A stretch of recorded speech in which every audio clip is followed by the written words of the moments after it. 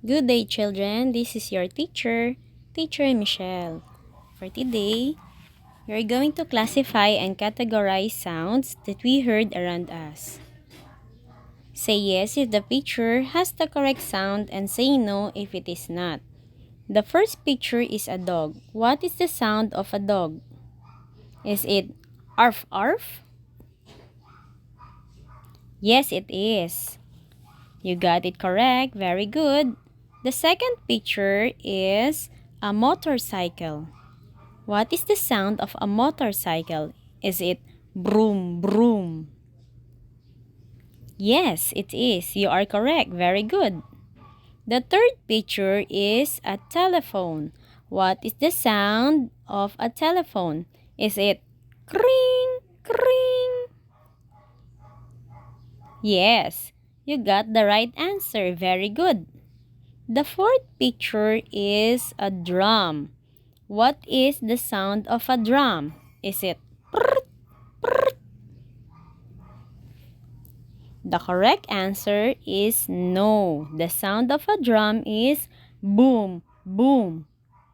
If your answer is no, you got the correct answer. Very good.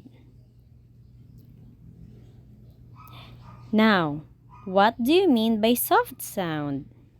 Soft sound has a low volume, like chirping of birds, and sound produced by a piano. So here are the examples.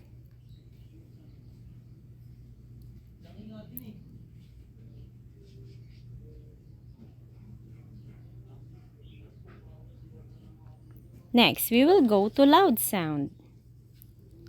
Loud sound has a high volume like the horn of a car and banging of hammer. Here are the example.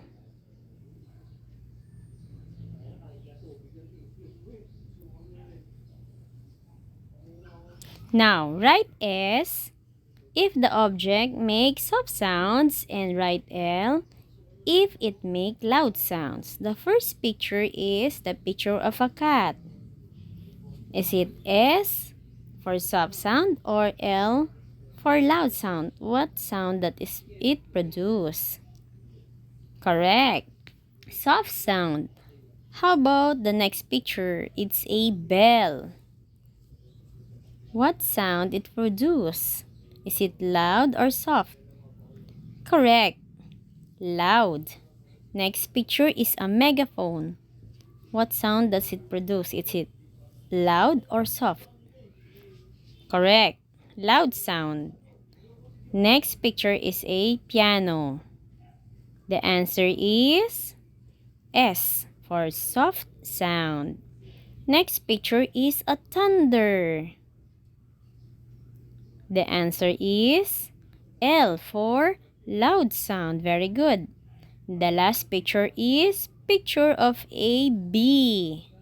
What is the answer? Right. It's S for soft sound. Now, put a check if the sound made by the object is loud or soft. The first picture is a bell. What is the answer? Is it loud or soft? Right. It's loud sound. Next picture is a train. Is it loud or soft? Correct. It's loud. Next is the dripping of the water from the faucet. Is it loud or soft? Correct. It's soft.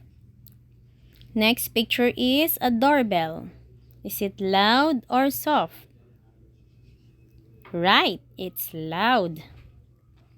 Okay, so always remember, soft sound has low volume while loud sound has a high volume. So that ends our lesson for today. I hope you learned a lot for today.